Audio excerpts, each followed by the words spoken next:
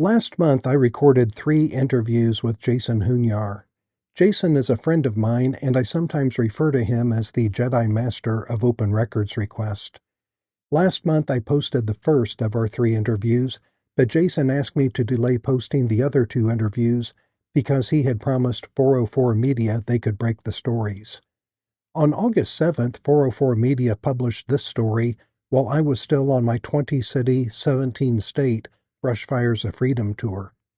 It has now been 2 full weeks since 404 Media published the story about Flock wanting to turn 350,000 Uber and Lyft dashcams into roving license plate readers.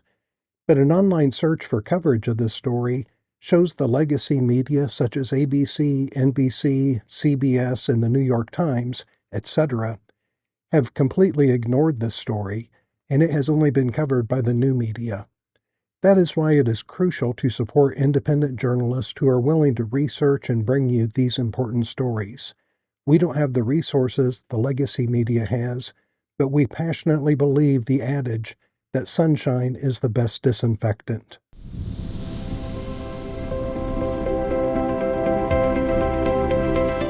Jason, welcome back. We recently had a couple of conversations, and there was another story that I wanted to discuss with you, but there was an embargo on the story because I believe you said it was Washington Post was going to be breaking the story, and so we couldn't share this with my audience until after that story ran.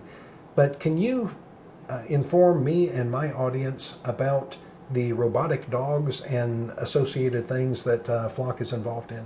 Yeah, so through open records requests, actually, ironically, to my son's daycare, I find out that Flock is apparently, or not Flock, this company, Undaunted, is selling robotic dogs that have Flock integration capabilities. There's these robotic dogs all around Atlanta being sold to private companies. I don't think any police agencies have bought them yet, but they're roaming around. Essentially what they are is they're cheap Chinese robotic dogs that have cameras on top, and there's people overseas in Asia monitoring these cameras. So this company's business model is outsourcing security guards overseas through robotic dogs that they market as, hilariously, being able to close a door, which I don't know if you know any security guards that can close a door, but maybe they would be a viable candidate that can actually bring value to the US economy. But all that aside, yeah, I found out through the email that there's integration capabilities with Flock through the open records request, and then also Flock's CEO has invested into this company. That was part of their press release, and then the founder's post, or the founder of LinkedIn post on LinkedIn about how great Flock is doing, and then apparently they also got some freelance or paid work from Holly Bellin, I don't know how to pronounce her name, who's the chief of staff to the chief communications officer from Flock. So they have pretty close ties, and it's very concerning. I don't think anyone, when they see a robotic dog, really wants maybe all this surveillance footage to be going back once again to the panopticon of this giant billion-dollar company harvesting this data and selling it. It seems like literally the Black Mirror episode to me, so it's just very concerning the more I find out about it. And then I also found out through open records, through the Attorney General's office of Georgia, 404 Media did a story on it last year where Flock, apparently there were sources inside Flock that told 404 Media that they're looking to do a partnership with this dashcam company, Nexar, and then Flock denied that. Well, I found open records requests from the week before. Flock was pitching to the Attorney General's office of Georgia that they did have a partnership with this company and that they were integrating in 350,000 dash cams from Uber's, Lyft, and other delivery services. So Flock's whole argument about, oh, we're taking one image at one point in time and then they're going out and partnering with a company that they quite literally advertised to the Attorney General of Georgia.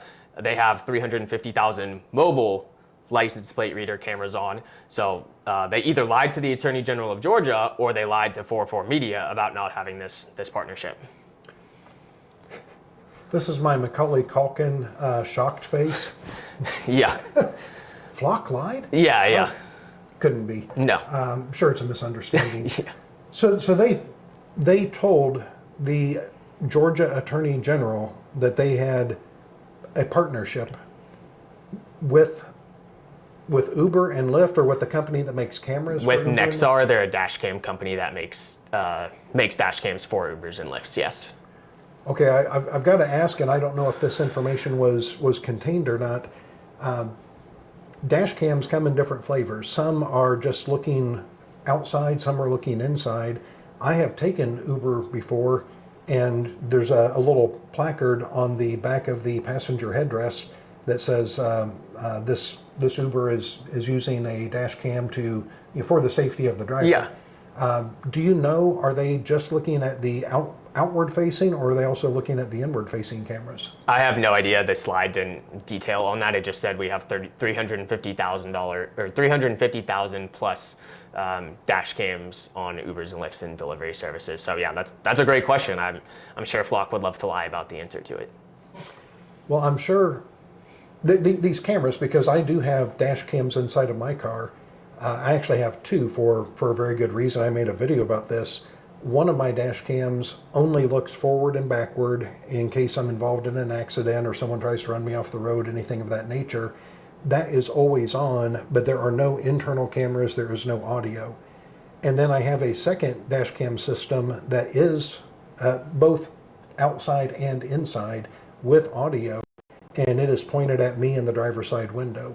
And I keep that one turned off, but if I ever get pulled over, I just tap the button, and then my entire exchange with whoever comes up to my window is going to be documented, and I have a copy of that. So I'm a believer in cameras, but the big difference is mine are not even Wi-Fi enabled. Well, they have Wi-Fi built in. I have it turned off. I am not sharing this data with anyone. So it's purely for my own use. I'm not feeding the algorithm or uploading to anywhere. It's not going to the cloud. But just based on my knowledge of dash cams, I strongly suspect that Flock is probably getting the inside and the outside, because most of these cameras, it's either you're sharing or you're not sharing, rather than I'm sharing this camera but not that camera. So anyway, it'll be a very interesting story to follow. 350,000 is what they told the Georgia Attorney General, but they denied to 404 Media that they do it. Yep. The week after, or the same week. It's wild, and it's just so sad, like the world we live in now, where you have to have two different kinds of dash cams because privacy is just a commodity that is to be bought and sold and is only a luxury of the rich. And I think that's why so many people are pushing back against Flock. It's like we are just opted into this mass surveillance with our phones everywhere, right? And that's what all these bots that the crisis management firms that Flock hired are like posting online is, oh, you carry a phone around everywhere. It's like, well, I didn't choose for my phone to be selling all this information about me. I would prefer not to. So no, just because I already have this one bad thing that I don't like doesn't mean I'm just going to automatically accept Flock, which is another terrible thing that I don't like, which is also getting funded with my local taxpayer dollars. Like, it's just a false trade-off, and it's just a sad world that we live in, and I'm glad people like me are pushing back and people like you are making this come to light. That whole argument, to me, sounds like somebody's cooking dinner, they have a fire in the kitchen. Hey, the house is on fire, let's go set one in the garage too. Yeah. I mean, what difference does it make? Hey, throw some gas on the bed, let's get a blaze going in the bedroom. Yeah. The house is already on fire, let's just make it worse. Yeah. We laugh at that because it's so absurd, but that's really the argument that the pro-surveillance state people are making. We're already invading your privacy this way, and this way. Why does it matter if we invade it 6 more ways? The most recent thing that I saw, this was just yesterday, I saw this. I don't know if it was statewide or if it was just one city in Florida, but the city had voted, I guess it was just a city, the city had voted to put cameras on all of the garbage trucks. Oh, yeah, I saw that. For code enforcement. Mm-hmm. Oh yeah, if you aren't keeping your grass short enough, or if you have a car parked somewhere the car's not supposed to be, you can get an automatic ticket. Mm-hmm. And again, what's the appeal process going to look like? AI says you're guilty. Go argue your innocence because AI has already passed judgment on you. Here's your ticket. Yep. So, crazy world. What a time to be alive.